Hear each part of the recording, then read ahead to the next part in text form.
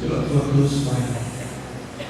Obrigado, Cordeiro Santo, pela salvação que há em ti, Senhor. Obrigado, Deus, porque nos tirou de uma nação, nos colocou numa posição de filhos. Nós te exaltamos nesta manhã de domingo, Senhor. Nós te glorificamos pela tua salvação, pela tua graça. Aleluia, Senhor.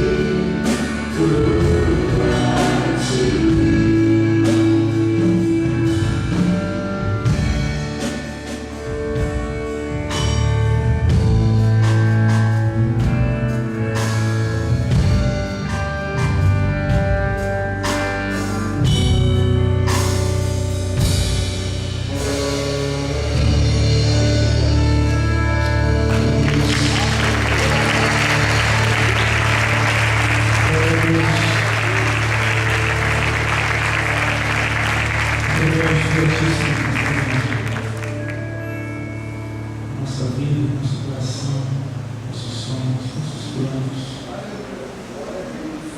Por Deus, Senhor.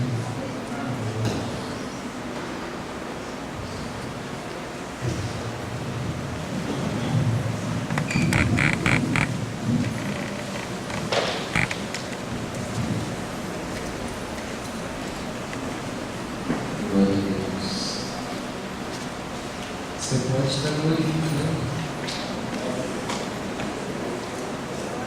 você pode estar exaltando o nome do Senhor, porque Ele vive. Nós podemos vencer o pecado, porque Ele vive e nós somos livres, porque Ele vive e nós podemos ir para o céu, porque Ele venceu a morte. Um momento de alegria, um momento de regozijo na presença do Senhor. Assim que a pastora Priscila leu o texto seguinte é daqueles dois no caminho de Emaús.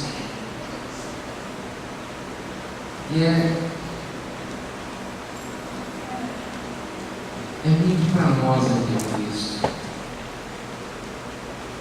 porque aqueles dois caminhando, Jesus já tinha ressuscitado, os dois estavam caminhando,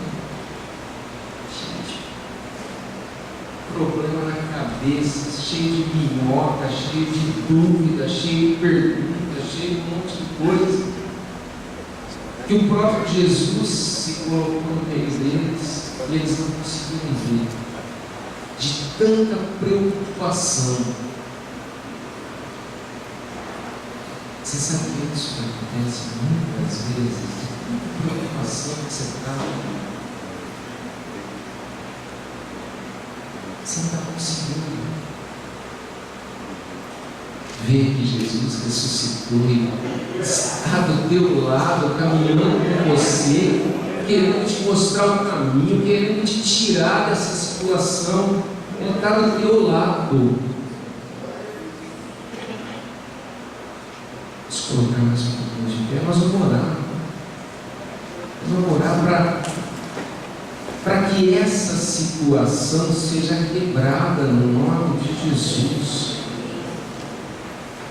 Era para nós estarmos aqui pulando de alegria, porque Jesus está conosco e o Jesus ressurreto, Ele venceu aquilo que homem nenhum nunca imaginou vencer, a morte. Ele venceu por nós para nos dar vida. Comece a orar. Se tem alguma coisa atrapalhando a tua vida de ver Jesus na tua vida, começa a orar. Vai ser quebrado no nome de Jesus nessa manhã. Você vai ter um novo relacionamento. Não vai ser só um ardor do coração, mas vai ser Cristo em você. Obrigado, Senhor, obrigado pela ressurreição, obrigado pela vida que nós temos, Senhor. Mas nesta manhã nós queremos quebrar, Senhor, quebrar tudo que tem impedido de vermos a Tua presença na nossa vida, em nome de Jesus, na autoridade do nome de Jesus, que derramou o sangue dele por nós. Nós quebramos toda distração, toda preocupação, tudo que tem nos impedido de sentir a Tua presença, de ter comunhão e intimidade contigo, Senhor. Oh Deus, vai fazendo a Tua obra no nosso coração. O Senhor está conosco, dentro de nós, a cada instante da nossa vida. Se a coisa está caminhando bem, o Senhor está conosco. Se a enfermidade chegou, o Senhor continua conosco.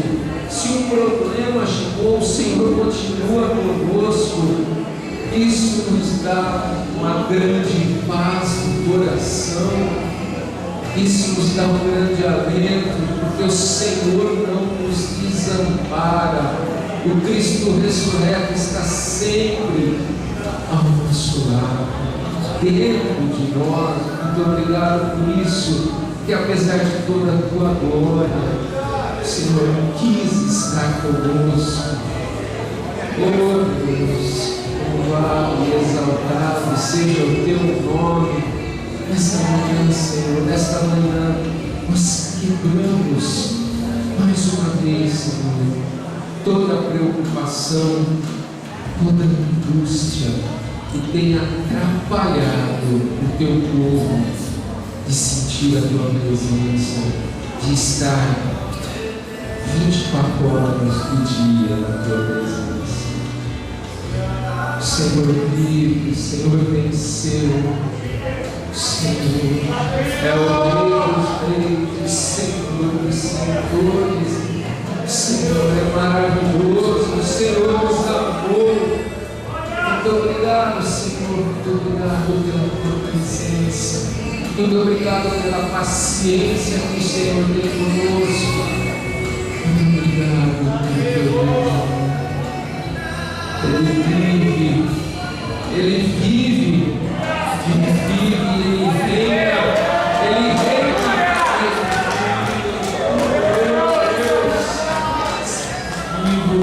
Ele está vivo, meu amado.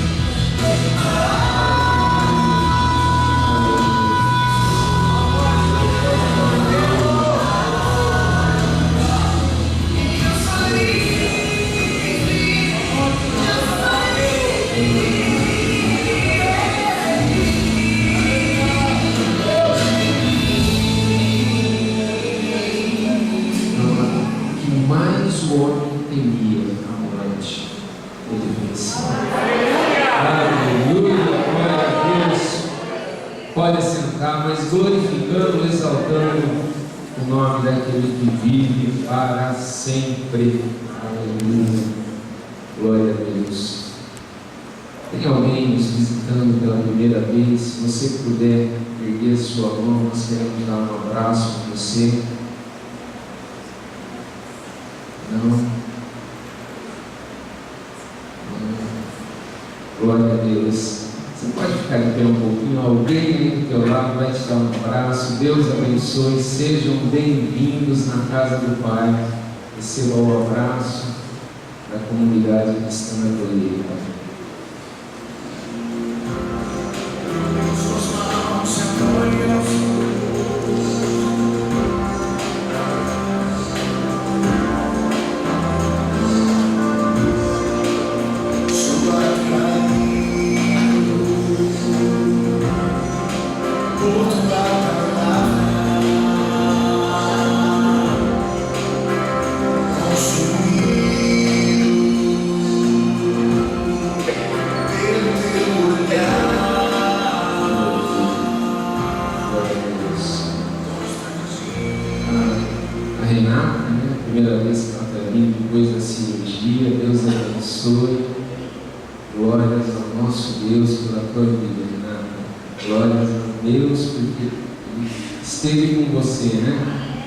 Deus sempre está conosco. Amém? Você não pode perder hoje às 19 horas. Nós teremos a nossa celebração da Páscoa à noite. Peça, oral, as crianças participando, todos nós participando. Não é porque você veio agora de manhã que você não vem à noite. Então venha à noite, às 19 horas. Comemoração da Páscoa. Peça, oral, as crianças participando, o nome do Senhor sendo exaltado e glorificado. Amém? Glória a Deus.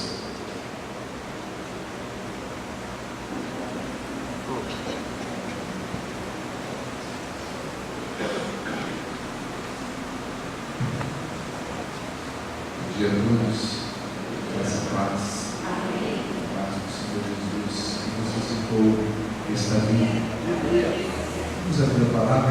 1 Coríntios.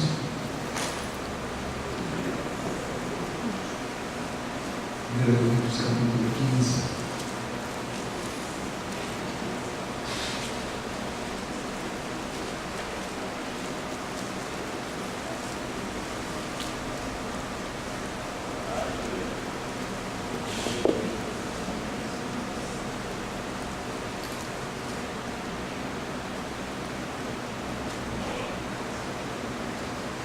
Mesmo sentados, irmãos, venho lembrar-vos o Evangelho que vos anunciei, o qual recebestes, no qual ainda perseverais, por ele também sois salvos, se retiverdes a palavra tal como vou-la preguei, porque a menos que tenhais crido em vão, antes de tudo vos entreguei o que também recebi, que Cristo morreu pelos nossos pecados segundo a Escritura, e que foi sepultado e ressuscitou ao terceiro dia, segundo as Escrituras, e apareceu a Cefas, e depois aos 12, depois foi visto por mais de 500 irmãos de uma só vez, dos quais a maioria sobrevive até agora, porém alguns já dormem. Depois foi visto por Tiago, mais tarde por todos os apóstolos, e afinal, depois de todos, foi visto também por mim, como por um nascido fora do tempo. Porque eu sou o menor dos apóstolos, e mesmo não sou digno de ser chamado apóstolo, pois persegui a igreja de Deus, mas pela graça de Deus sou o que sou, e a sua graça que me foi concedida não se tornou vã. Antes trabalhei muito mais que todos eles, todavia não eu, mas a graça de Deus comigo. Portanto, seja eu ou sejam eles, assim pregamos e assim crestes. Ora, se é corrente pregar-se que Cristo ressuscitou dentre os mortos, como pois afirmam alguns dentre vós que não há ressurreição de mortos? E se não há ressurreição de mortos, então Cristo não ressuscitou. E se Cristo não ressuscitou, é vã a nossa pregação e vã a vossa fé. E somos tidos por falsas testemunhas de Deus, porque temos asseverado contra Deus que Ele ressuscitou a Cristo, ao qual Ele não ressuscitou, se é certo que os mortos não ressuscitam. Porque se os mortos não ressuscitam, também Cristo não ressuscitou. E se Cristo não ressuscitou, é vã a vossa fé, e ainda permaneceis nos vossos pecados. E ainda mais, os que dormiram em Cristo pereceram. Se nossa esperança em Cristo se limita apenas a esta vida, somos os mais infelizes de todos os homens.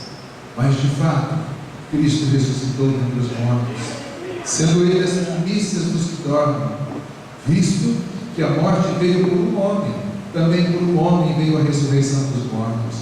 Porque assim como em Adão todos morrem, assim também todos serão vivificados em Cristo. Cada um, porém, por sua própria ordem. Cristo, as primícias, ou seja, primeiro, depois os que são de Cristo na sua vinda, e então virá o fim, quando Ele houver destruído todo o principado, bem como toda a potestade e poder, o que convém que Ele reine até que haja posto todos os inimigos debaixo dos pés.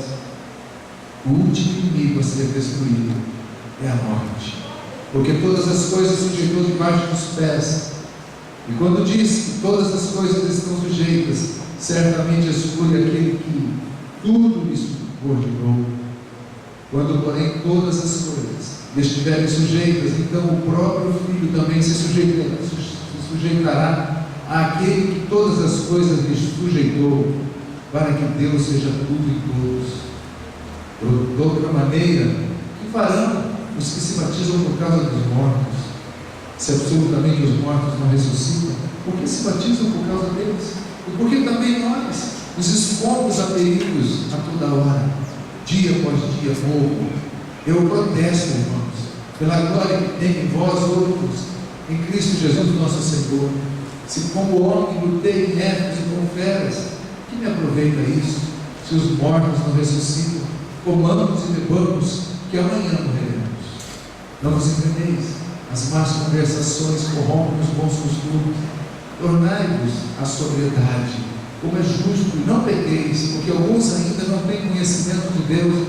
Isso digo para vergonha vossa. Mas alguém dirá: como ressuscitam os mortos? E em que corpo é? Insensato, o que semeias não nasce se primeiro não morrer. E quando semeias, não semeias o corpo que há de ser, mas o simples grão, como de trigo ou de qualquer outra semente. Mas Deus lhe dá corpo como lhe aprove dar a cada uma das suas sementes o seu corpo apropriado. Nem toda a carne é a mesma, porém uma é a carne dos homens, outra a dos animais, outra a das aves e outra a dos peixes. Também há corpos celestiais e corpos terrestres, e sem dúvida uma é a glória dos celestiais e outra a dos terrestres. Uma é a glória do sol, outra a glória da lua e outra a das estrelas, porque até entre estrela e estrela há diferença de esplendor. Pois assim também é a ressurreição dos mortos. Semeia-se o corpo na corrupção, ressuscita-se na incorrupção. Semeia-se em desonra, ressuscita em glória. Semeia-se em fraqueza, ressuscita em poder. Semeia-se corpo natural, ressuscita corpo espiritual. Se há corpo natural, há também corpo espiritual, pois assim está escrito: o primeiro Adão foi feito alma vivente, o último Adão, porém, é espírito vivificante. Mas não é primeiro o espiritual, e sim o natural, depois o espiritual. O primeiro homem, formado da terra, é terreno, o segundo é do céu. Como foi o primeiro homem terreno, tais são também os demais homens terrenos. E como é o homem celestial, tais também os celestiais. E assim como trouxemos a imagem do que é terreno, devemos também trazer a imagem do celestial. E isto afirma, irmãos, que a carne e o sangue não podem herdar o reino de Deus, nem a corrupção herdar a incorrupção. Isso que digo, isto é, nem todos dormiremos, mas transformados seremos todos. No momento, num abrir e fechar de olhos, ao ressoar da última trombeta, a trombeta soará, os mortos ressuscitarão incorruptíveis, e nós seremos transformados, porque é necessário que este corpo corruptível se revista da incorruptibilidade, e que o corpo mortal se revista da imortalidade. E quando este corpo corruptível se revestir da incorruptibilidade, e o que é mortal se revestir da imortalidade, então se cumprirá a palavra que está escrita: tragada foi a morte e a vitória. Onde está a morte, a tua vitória? Onde está a morte, o teu aguilhão? O aguilhão da morte é o pecado, e a força do pecado é a lei. Graças a Deus que nos dá a vitória por intermédio do nosso Senhor Jesus Cristo. Portanto, meus amados irmãos, sede firmes, inabaláveis e sempre abundantes na obra do Senhor, sabendo que no Senhor o vosso trabalho não é em vão. Amém. Eu repeti o versículo 26. O último inimigo a ser destruído é a morte. Obrigado, Senhor, por esta manhã e pela tua palavra. Nos abençoa mais uma vez, no nome de Jesus. Amém. Irmãos, aqui está o maior empenho, o maior trabalho de todo o texto bíblico, de Gênesis a Apocalipse, para nos trazer as informações a respeito do que haveremos de ser. Jesus Cristo ressuscitou no domingo pela manhã, assim como agora há pouco nós estávamos cantando a primeira canção, ainda estava escuro, e eu cantei essa música de olhos fechados, e quando eu abri o final da música, já estava clareando. A ressurreição é algo semelhante, porém muito mais rápida e precisa, porque num instante, numa fração milionésima de segundo, num piscar de olhos, a qualquer momento, haveremos todos, um, seja pela morte física, seja pelo arrebatamento, que são as duas formas de nós partirmos desta terra, ou pela morte física, ou pelo arrebatamento da igreja. E o apóstolo Paulo aqui fala das duas coisas. Então, nesse tempo tão veloz, um abrir e fechar de olhos, seja pela morte física ou seja pelo arrebatamento, todos nós estaremos do lado de lá desta vida, do lado de lá dessa existência. Normalmente os pastores e os pregadores se utilizam desse texto, parte desse texto, para falar no velório, porque é um texto que traz esperança, é um texto que gera em nós um conforto, um consolo, é um texto que traz para o nosso coração aquilo que nós mais almejamos, que é vencer esta vida. Eu não sei qual é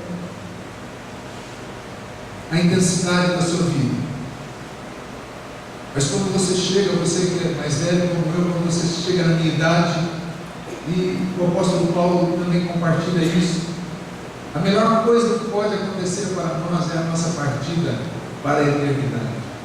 Pastor, no domingo da ressurreição, o senhor está tão pessimista. Não, meu irmão, a vida é eterna, a vida do lado de lá, como disse o apóstolo Paulo, ela é incomparavelmente melhor.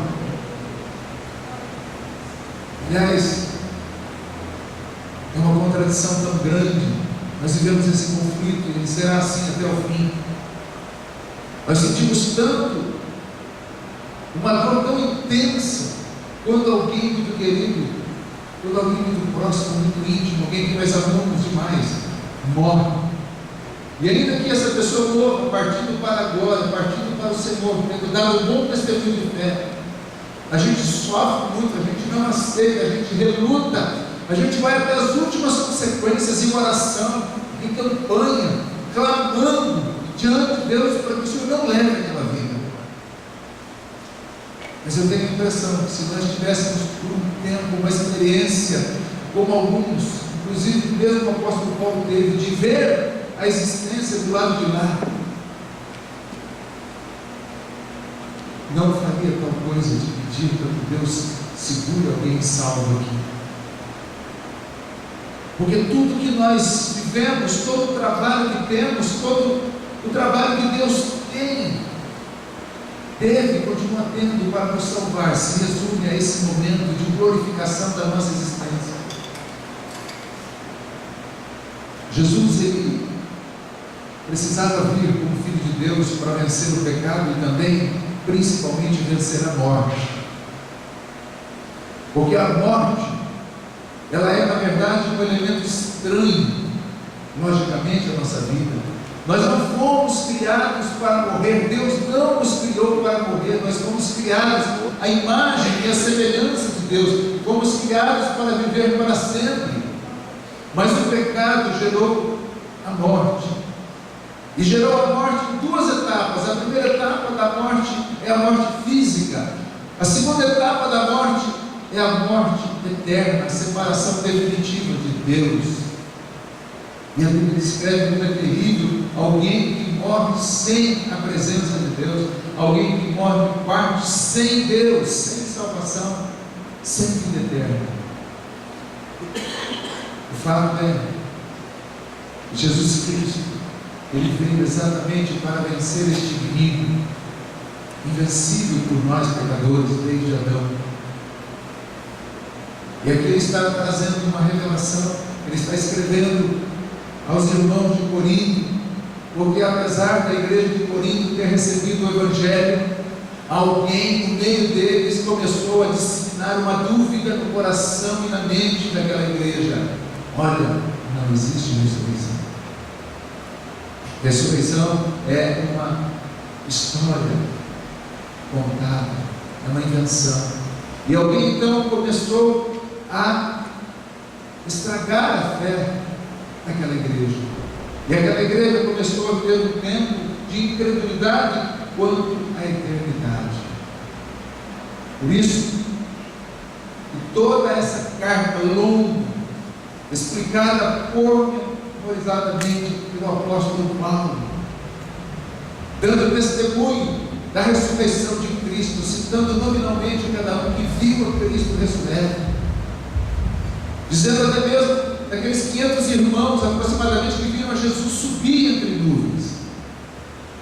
E ouvi a voz daqueles 2 anjos e trouxeram a mensagem: por que vocês estão olhando para aquele que está subindo? Da mesma forma como vocês estão vendo ele voltar. Então, a defesa do apóstolo Paulo por algo que é o mais fundamental da nossa fé, e é a certeza, a convicção que eu devo ter, que você deve ter, de que quando você partir dessa terra, quando você partir desse mundo, quando você cruzar o portal da eternidade, certamente haverá uma ressurreição para nós. Eu tenho muitas dúvidas, porque quando alguém lança uma dúvida no coração de alguém, muitas inquietações, muitos incômodos com relação à fé começam a surgir. E então começaram a perguntar: mas se há ressurreição, se de fato existe ressurreição, em que corpo se virá? Como é que a pessoa vai ser? Como é que ela vai existir do lado de lá da eternidade? Então o apóstolo Paulo aqui descreve também pormenorizadamente como deve ser, como é e como será o corpo de uma pessoa ressurreta. E ele explica que assim como existem os corpos naturais, os corpos físicos, também existem os corpos espirituais. Assim como é a glória desse corpo, também o corpo espiritual tem a sua glória. E que se um corpo físico, ele é sepultado em desonra, porque é verdade, um ser humano com 20 horas já começa a cheirar mal. É uma desonra para o ser humano, mesmo salvo, mesmo o corpo de alguém que pertence a Deus, que pertence a Cristo, em 20 horas, ou menos que isso, o corpo já começa a se decompor, se corromper. E se a gente não sepultar logo aquele corpo, se torna impossível permanecer próximo a ele. Então o apóstolo Paulo explica que isso serve para nós nesta manhã como palavra de ensino, como palavra de exortação, de que Deus preparou todas as coisas para nós desde a fundação do mundo. O pecado que Adão trouxe, que nos causou tanto dano, tanto mal, também é justo, e Deus tornou justa a nossa oportunidade de salvação, de redenção, de sermos redimidos para podermos ter participação nessa ressurreição. Porque se Cristo é a primícia ou as primícias dos que dormem, ou seja, se Ele é o primeiro que ressuscitou e está no céu, certamente aqueles que o seguem, aqueles que acreditam nas suas promessas, aqueles que compõem a sua igreja, certamente também o acompanharão, serão recebidos por Ele. Essa tem sido a nossa fé, essa tem sido a nossa pregação. O apóstolo Paulo está dizendo aqui que era o que ele tinha ensinado, este evangelho da vitória final, o grande finale da história da humanidade. Meus irmãos, a coisa mais importante da nossa fé, o ponto de chegada, a linha de chegada, a nossa vitória final é essa. Por isso que nós devemos aprender sobre a ressurreição, por isso que nós devemos crer na ressurreição, porque Jesus Cristo, nosso Salvador, foi o primeiro que experimentou a ressurreição. Diz a Bíblia que pelo poder do Espírito Santo, Jesus Cristo ressuscitou. E pelo mesmo poder, e pelo mesmo Espírito, pela mesma força, também nós seremos ressuscitados no dia de Cristo Jesus. Porque ninguém consegue vencer a morte. Porque a morte foi decreto dado por Deus lá a Adão. Adão não peca, porque se você pecar, certamente você vai morrer. E Adão não somente trouxe para si a morte, mas trouxe para toda a sua descendência. Todos nós somos filhos de Adão, somos descendência de Adão, do primeiro Adão, do Adão do jardim do Éden. E nós pagamos o preço do pecado, mas Jesus Cristo veio para cumprir toda a lei toda a condenação. E tinha que ser ele, o Filho de Deus, porque qualquer homem que fizesse isso ou tentasse fazer isso, não conseguiria fazer plenamente, não conseguiria satisfazer a justiça de Deus plenamente. Por isso Jesus Cristo, o homem, ou Jesus Cristo, homem, ele veio em carne, ele se encarnou, ele se tornou um ser humano, experimentou tudo que o ser humano experimenta: as dores, as aflições, as angústias, as traições, as injustiças, mas ele venceu e ele ressuscitou. Eu tento às vezes imaginar a emoção daqueles primeiros discípulos, daquelas mulheres. Estavam certamente desacreditados, porque no coração deles até aquele momento estava escrito um texto assim: tudo me passou de um sonho. Todas as coisas que Jesus fez e falou se acabaram. Mesmo que o Senhor Jesus tenha avisado: olha, não importa que o Filho do Homem seja colocado no coração da terra, mas ao terceiro dia ele ressuscitará. Mesmo que o Senhor tenha falado várias vezes, ainda assim, depois da morte, eles não se lembraram disso. Isso não veio à mente deles, ao coração deles.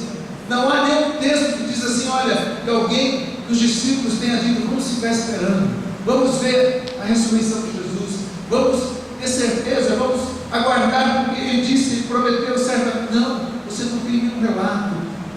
Os relatos apontam e atestam que uma certa incredulidade tomou conta do coração deles. E Jesus, o Senhor Jesus, precisou aparecer muitas vezes. Depois da sua morte e depois da sua ressurreição, Jesus precisou aparecer várias vezes. Jesus foi atrás desses dois discípulos que o pastor André citou, a caminho de Emaús. E eles estavam tão derrotados, tão vencidos, de cabeça baixa, voltando à sua velha vida, voltando aos seus velhos afazeres, porque tinham desistido, achavam que tinha tudo acabado. E Jesus se coloca ao lado deles e vai falando com eles. Eles ainda continuam de cabeça baixa, eles não olharam para Jesus. E eles só reconheceram que era Jesus quando, uma vez convidado para entrar e comer com eles, no partir do pão, eles perceberam que era o Senhor Jesus. E aí, quando voltaram para Jerusalém, ao encontro dos demais discípulos, disseram: não nos queimava o coração quando ele nos fazia lembrar das coisas que ele havia feito e as coisas que os profetas anunciaram. Jesus precisou ir atrás de Pedro e mais 7 discípulos, e depois de toda essa experiência voltaram a pescar. Eles estavam incrédulos, mesmo vendo Jesus algumas vezes, voltaram a pescar, voltaram a fazer o que faziam antes. Quantas vezes, queridos, nós também somos tentados a desistir da nossa fé? Quantas vezes nós também somos tentados a não acreditar nas promessas de Deus? Quantas vezes também nós queremos retornar às antigas práticas? Quantas vezes queremos não dar vazão nem alusão a essa nova fé que recebemos? O objetivo do apóstolo Paulo nesse texto é demonstrar de uma forma profunda, extensa, ampla, a verdade da ressurreição. Então, nesse versículo 26,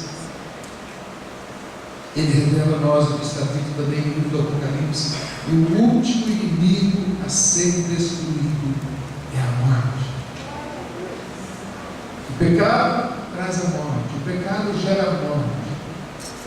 As pessoas que morrem sem Deus, isso tem sido dito aqui exaustivamente nesse altar. As pessoas que morrem sem Deus, elas descem. Elas não descem apenas à sepultura, mas elas descem até as regiões inferiores e nesse lugar horrível de condenação, e ficam aguardando o dia da ressurreição. Está dito. Jesus revelou ao apóstolo João Bem-aventurados, felizes, os que têm parte na primeira ressurreição.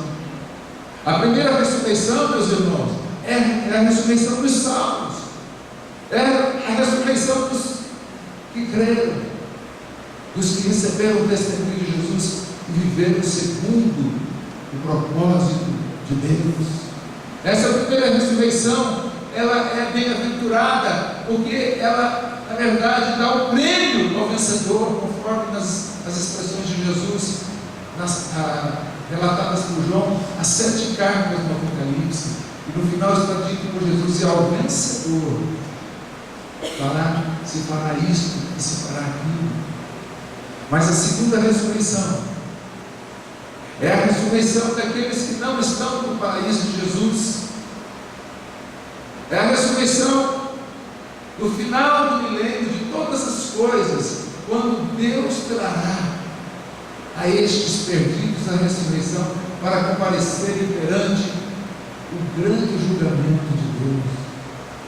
Já estão condenados, mas como Deus é justo, e Ele não condena ninguém sem julgamento, sem que se prove as coisas, todos comparecerão perante Deus, e um homem serão julgados por suas obras malignas, por suas obras de incredulidade, de fidelidade a Deus, por não acreditarem no Filho de Deus, por não entregarem as suas vidas a Deus e confiarem que Ele é Deus poderoso para nos dar a salvação.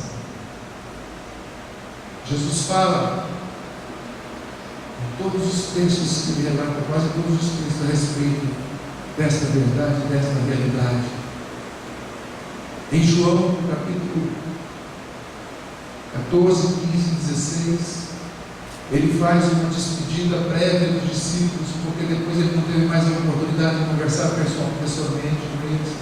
Ele disse: olha, eu vou para um lugar, e esse lugar que eu vou, vocês não poderão ir por enquanto, mas eu vou preparar um lugar para vocês. E quando tudo estiver pronto,